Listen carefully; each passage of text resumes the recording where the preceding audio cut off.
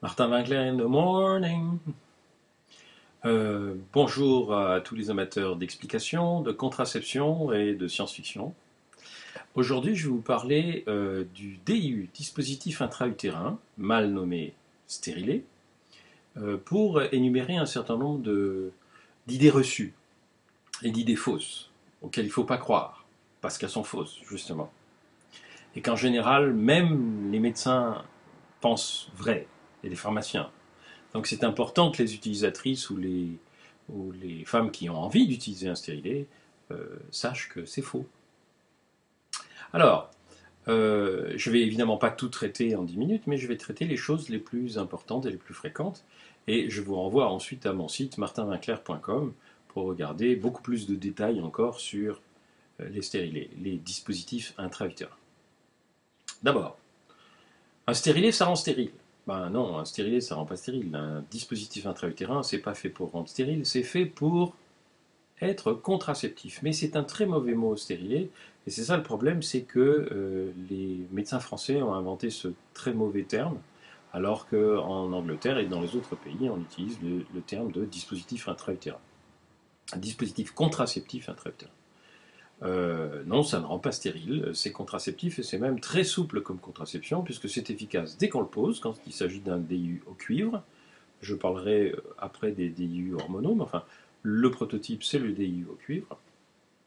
Et, euh, et c'est le cuivre qui est sur le DIU qui est contraceptif. J'ai oublié d'aller le chercher, mon DIU au cuivre, je vais vous le chercher tout de suite. Heureusement, il n'était pas loin, parce que quand même, il faut que je vous le montre. Donc le voilà. Vous voyez, c'est tout petit. Ça a la forme d'un T. Et on dit bien un DIU au cuivre. C'est pas en cuivre, hein, c'est du plastique, c'est souple. Ça se plie. Ça se plie donc à l'intérieur de l'utérus.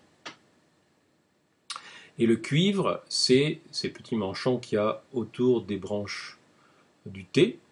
Hein, on dit que c'est un stérilet en forme de T. Et c'est la forme standard. Et puis un fil de cuivre qui est autour. C'est la surface de cuivre qui est contraceptive. Et on sait maintenant qu'une surface de cuivre supérieure à 375 ou 380 mm² de cuivre, c'est d'ailleurs écrit sur la boîte, suffit à être parfaitement contraceptif, c'est-à-dire à assurer une contraception qui est supérieure à 99%. Qu'est-ce que ça veut dire 99%? Ça veut dire que si 100 femmes, on pose à 100 femmes un stérilet au cuivre le 1er janvier, au 31 décembre, il n'y en a qu'une qui a été enceinte. Ça veut dire qu'il y en a 99 qui ne l'ont pas été. Et on calcule toujours la contraception en années d'utilisation par femme, c'est-à-dire, encore une fois, 100 femmes utilisant une méthode pendant une année, le taux d'efficacité est de tant de pourcents, c'est-à-dire tant de grossesse pour 100 femmes qui utilisent. Un stérilet au cuivre, pour le faire poser, il faut un gynécologue. Non, les médecins généralistes, beaucoup de médecins généralistes posent des stérilets au cuivre. Vous avez intérêt à poser la question à votre médecin de famille. Les sages-femmes posent des stérilets, et bien entendu, dans les centres de planification, dont la liste figure sur mon site, hein, il y a une liste des centres de planification français qui sont des centres publics dans les hôpitaux, et tous les médecins là-bas, évidemment, posent des stérilets. Vous n'avez pas besoin d'aller voir un gynécologue de ville. Je vous rappelle qu'il y a 6000 gynécologues en France, mais qu'il y a entre 50 et 80 000 médecins en exercice. Et en particulier, il y a autour de 50 ou 55 000 généralistes. Donc, il y a plus de médecins généralistes que de gynécologues. Vous avez intérêt à leur demander s'ils posent des stérilets. Et s'ils ne le savent pas, suggérez-leur d'en poser. Ils rendront service à beaucoup de femmes. Le cuivre donne des allergies. Alors, on peut faire des allergies à tous les métaux, le cuivre comme les autres, mais les allergies au cuivre sont très très rares. Il y a un très bon épisode de la première saison de Dr House, qui s'appelle, je ne sais plus comment, mais enfin, qui est l'histoire d'une religieuse qui fait une allergie à un stérilet au cuivre qu'on lui avait posé avant qu'elle soit religieuse, mais c'est très très rare. Par conséquent, ce n'est pas comme le nickel qui, lui, est présent dans beaucoup d'alliages, que ce soit dans les bracelets montres, et aussi malheureusement dans le dispositif Essure, qui est le dispositif qu'on utilise pour les stérilisations définitives. Le nickel est très allergisant. Il y a beaucoup de personnes qui sont allergiques au nickel. Moi, je suis allergique au nickel. on ne pourrait pas me poser un dispositif est sûr, mais il n'y a pas de nickel dans les DIU au cuivre, et donc on peut tout à fait s'en faire poser un, car encore une fois, les allergies au cuivre sont très rares. On ne peut pas se faire poser de DIU si on n'a pas d'enfant. Si, on peut se faire poser un DIU si on n'a pas d'enfant. Les médecins qui vous disent qu'on ne peut pas mentent ou ne sont pas bien informés. Et dans les deux cas, c'est très grave. On peut parfaitement poser un stérilet, un DIU au cuivre à une femme qui n'a pas d'enfant. J'ai exercé pendant 25 ans dans un centre de planification et à la fin de mon exercice, en 2008, quand je suis parti, j'avais une demi-douzaine d'adolescentes qui avaient entre 14 et 17 ans et qui avaient un stérilet au cuivre. Et certaines, je leur avais donc posé à 14 ans. Il y en avait plusieurs qui l'avaient déjà depuis 3 ou 4 ans. Les plus âgés l'avaient déjà depuis 3 ou 4 ans. Il faut poser un stérilet le 4e jour des règles. Non, c'est stupide. C'est stupide parce que d'abord, comment vous voulez prendre un rendez-vous le 4e jour des règles? Un stérilet, ça peut se poser pratiquement n'importe quand pendant le cycle. Ça peut se poser entre le 1er et le 19e jour du cycle. Donc jusqu'à 19 jours après le premier jour de vos dernières règles. Et c'est ce qui fait que c'est aussi la meilleure méthode de contraception d'urgence. C'est-à-dire que si vous avez un rapport sexuel non protégé et que vous craignez d'être enceinte, vous allez acheter du Norlevo, enfin du Levonorgestrel à la pharmacie. Mais vous pouvez aussi, si vous avez un médecin de famille ou une sage-femme dans le secteur qui peut vous prendre en quelques jours, vous pouvez aussi décider de vous faire poser un DIU au cuivre. On peut le poser jusqu'au 5e jour après un rapport sexuel non protégé ou jusqu'au 19e jour du cycle, c'est-à-dire 5 jours après l'ovulation théorique, 14e jour. Pourquoi? Parce qu'il faut plusieurs jours quand même pour que les spermatozoïdes grimpent dans la trompe, il faut plusieurs jours pour qu'une fécondation puisse avoir lieu, et le cuivre, lui, qui est un ion qui se diffuse dans les sécrétions, il diffuse quasi instantanément, et il inactive les spermatozoïdes très très vite. Alors justement, j'en viens à une autre idée reçue, le stérilet c'est abortif. Non, c'est pas abortif. Il y a de nombreuses études, en particulier qui ont été faites par les Anglais, qui ont montré que le cuivre est toxique pour le spermatozoïde et toxique pour l'ovocyte. Et donc l'effet très probable, c'est un effet qui est un effet spermicide ou ovicide. Ce n'est pas un effet, comment dirais-je, sur l'embryon. La meilleure preuve, c'est que quand une grossesse, parce que ça arrive de temps en temps qu'il y ait une grossesse qui tienne sur un stérilet au cuivre, quand une grossesse se produit sur un stérilet au cuivre, elle tient, elle n'est pas interrompue. Si le stérilet était abortif, eh ben, la femme ferait un avortement après que sa grossesse a commencé. Or, ce n'est pas le cas. Un stérilet, ça donne des grossesses extra-utérines. Alors, des grossesses extra-utérines, c'est, vous savez, l'utérus a la forme à peu près d'une montgolfière, hein, enfin du ballon d'une montgolfière, et puis de chaque côté, il y a les trompes. Et il faut savoir que toutes les grossesses commencent dans la trompe, c'est-à-dire que c'est les spermatozoïdes qui vont à la rencontre de l'ovocyte qui est dans la trompe, qui a été amené là par des petits cils qui font un tapis dans la trompe, et le spermatozoïde le rencontre dans la trompe, et ensuite les cils emmènent l'ovocyte, l'embryon, l'ovule, dans l'utérus pour qu'il s'implante dans l'endomètre. Une grossesse extra-utérine, c'est quoi? C'est une grossesse qui se développe dans la trompe, ou même à l'extérieur de la trompe, c'est-à-dire sur l'ovaire. C'est assez rare, et ça arrive en gros dans 3 circonstances. La première circonstance, c'est une malformation de la trompe, parce que y a un creux, il y a des cils qui ne sont pas en bon état. Bon. La deuxième cause, c'est les femmes qui ont fait des infections des trompes, en particulier à chlamydier, mais autrefois c'était la tuberculose, c'était la gonococcie, c'était plein de maladies. Évidemment, ça détruit les cils, et du coup, un ovule qui a été fécondé ne peut pas descendre dans l'utérus, et ça donne une grossesse extra-utérine. Le stérilet, lui, ne provoque pas de grossesse extra-utérine. Il arrive un peu plus souvent, quand il y a une grossesse sur stérilet, que ce soit une grossesse extra-utérine. Mais il faut bien garder à l'esprit que cette femme, elle aurait fait sa grossesse extra-utérine même sans stérilet, et elle a moins de chances de faire une grossesse extra-utérine à cause d'une anomalie de la trompe, si elle a un stérilet, que si elle n'en a pas. Parce que si elle a un stérilet, elle ne sera pas enceinte.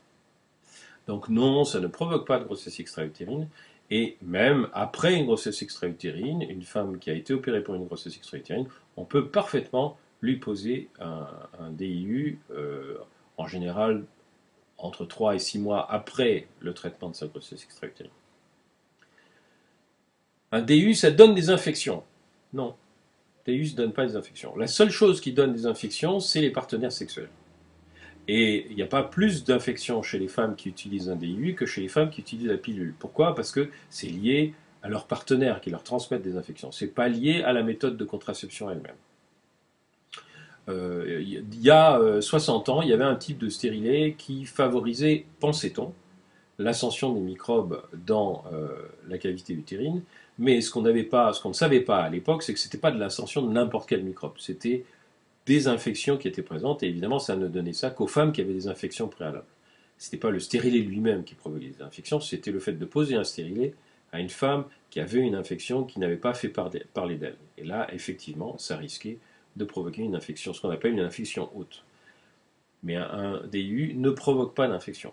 Si vous allez demander un DIU à votre médecin et que vous pensez que vous êtes susceptible d'avoir contracté une infection qui ne fait pas parler d'elle, par exemple des chlamydiés, si par exemple vous venez de changer de partenaire, vous avez eu une vie un peu compliquée avec plusieurs partenaires successifs auparavant, on peut être porteur de chlamydiés sans s'en rendre compte, et à ce moment-là, c'est de bonne guerre de le signaler au médecin, qui vous fera un prélèvement, qui vous traitera pour une chlamydie éventuelle, et qui vous posera votre stérilet.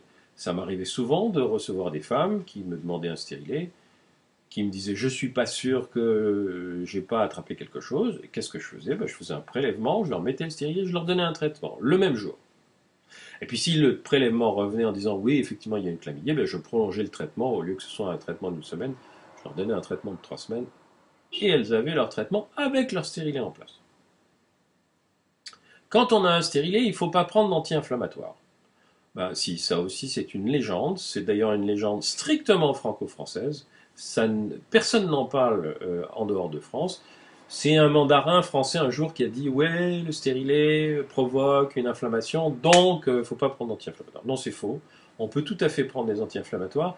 On l'a même démontré parce que les Anglais et les Américains qui voulaient traiter les règles abondantes que certaines utilisatrices de stérilet ont essayé des anti-inflammatoires comparés à d'autres médicaments, et ils ont montré que les anti-inflammatoires, en particulier l'ibuprofène, diminuent le volume des règles chez les utilisatrices de DIU.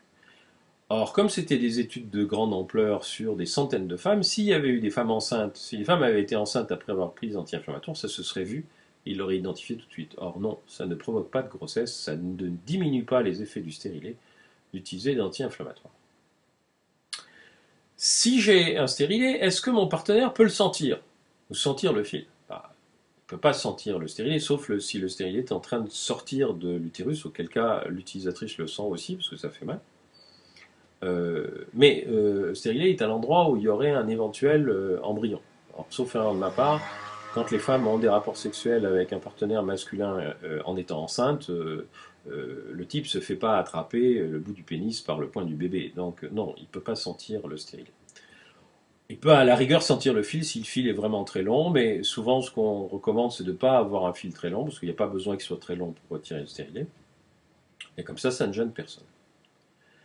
Est-ce qu'on peut utiliser une coupe menstruelle quand on utilise un DIU? Oui, tout à fait. Il n'y a qu'en France qu'on dit qu'on ne peut pas le faire, parce qu'encore une fois, aux Pays-Bas, en Angleterre, où les coupes menstruelles sont utilisées depuis très très longtemps, il n'y a aucun problème à utiliser un stérilet aussi avec. Simplement, effectivement, il ne faut pas que le fil soit trop long, parce que si le fil est long et qu'il s'enroule autour de l'extrémité de la coupe, évidemment, si vous tirez dessus, vous allez tirer sur le stérilet. Mais si votre fil a été coupé court, c'est-à-dire à peu près 1 cm, il n'y a pas de raison que vous ne puissiez pas utiliser de coupe menstruelle. Il n'y a pas d'effet ventouse, comme on dit.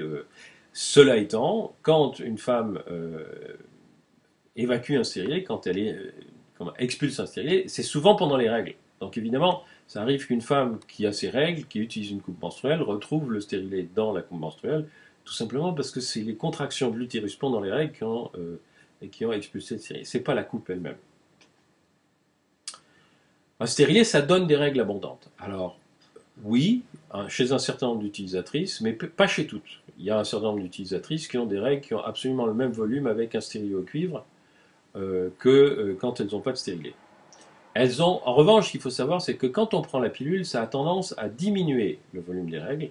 Donc évidemment, si vous passez de la pilule au stérilet, eh ben, vous aurez des règles plus abondantes que quand vous preniez la pilule. Vous aurez les règles que vous auriez si vous n'aviez pas de contraception du tout. C'est donc pas le stérilet lui-même qui augmente le volume des règles, c'est le fait que vous êtes passé de la pilule qui les diminué au stérilet qui ne les change pas. Un stérilet, est-ce que ça fait mal pendant les rapports sexuels? Non. Ça ne doit pas faire mal. Si vous avez mal pendant les rapports sexuels, ça peut être parce que votre stérilet a bougé et qu'à ce moment-là, il est en train d'être expulsé. Là, à ce moment-là, il faut aller voir. Mais en principe, vous ne devez pas le sentir.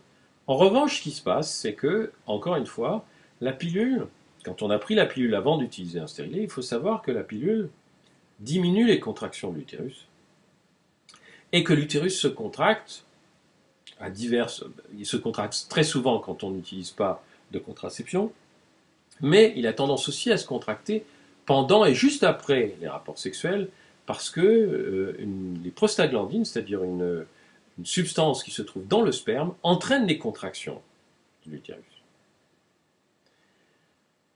Ce qui fait donc que parfois, des utilisatrices de stérilés viennent me dire ça va très bien, mais après les rapports sexuels, j'ai mal au ventre. Pas pendant, mais après.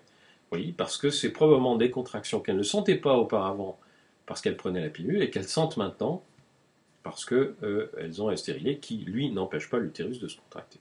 Et le traitement des contractions à ce moment-là, c'est l'ibuprofène.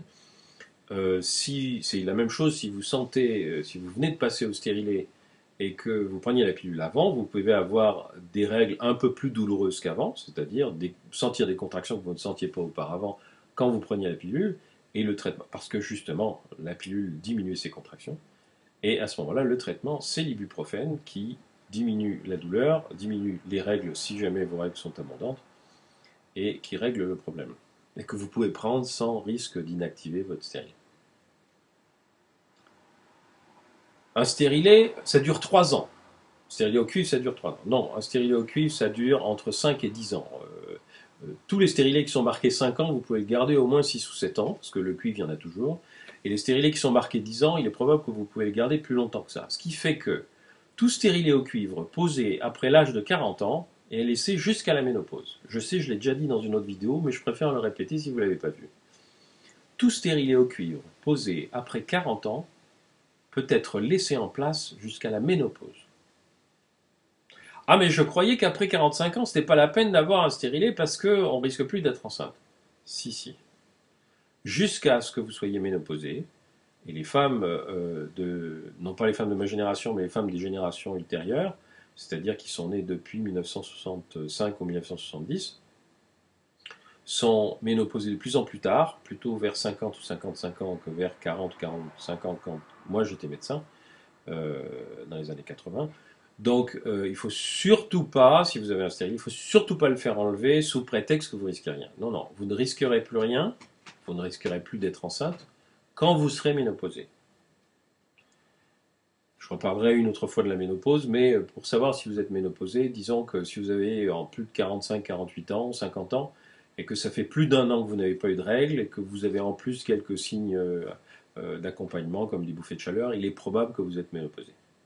Mais il vaut mieux vérifier avant d'enlever le stérilet. Et je vais finir par cette question qu'on m'a posée il n'y a pas très longtemps. Oui, mais je voudrais me faire poser un stérilet, mais j'ai un projet d'enfant dans 1 an. Est-ce que c'est la peine? Bah, est-ce que c'est la peine? Bien sûr, c'est la peine. Pourquoi? Parce qu'un stérilet, vous pouvez très bien le poser et si vous allez, je ne sais pas moi, faire du trekking au Népal pendant 3 mois, que vous ne voulez pas emporter une pilule avec vous. En plus, si vous grimpez en altitude, il vaut mieux pas prendre de pilule estropogestatives.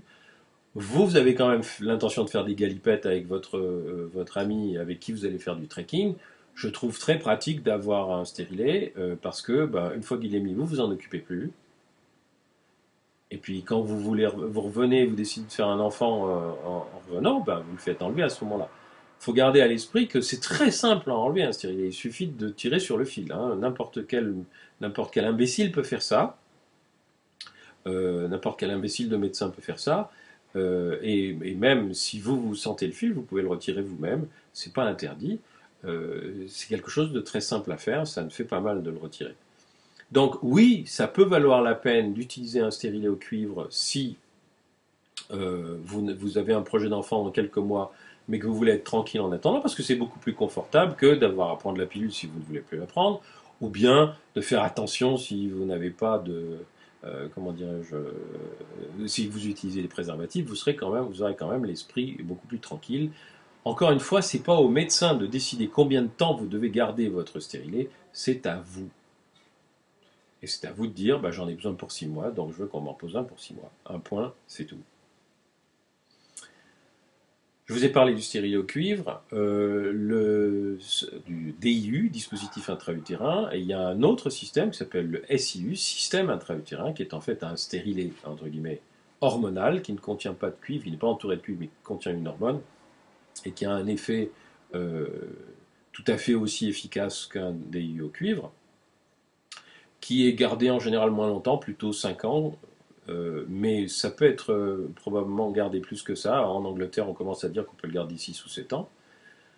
Et qui a aussi l'intérêt de diminuer les règles, diminuer la quantité de règles chez les femmes qui ont des règles très abondantes, de calmer les douleurs des règles, et aussi parfois de mettre le cycle en suspens, ce qui peut être tout à fait intéressant chez les femmes qui souffrent d'endométriose ou de règles très douloureuses.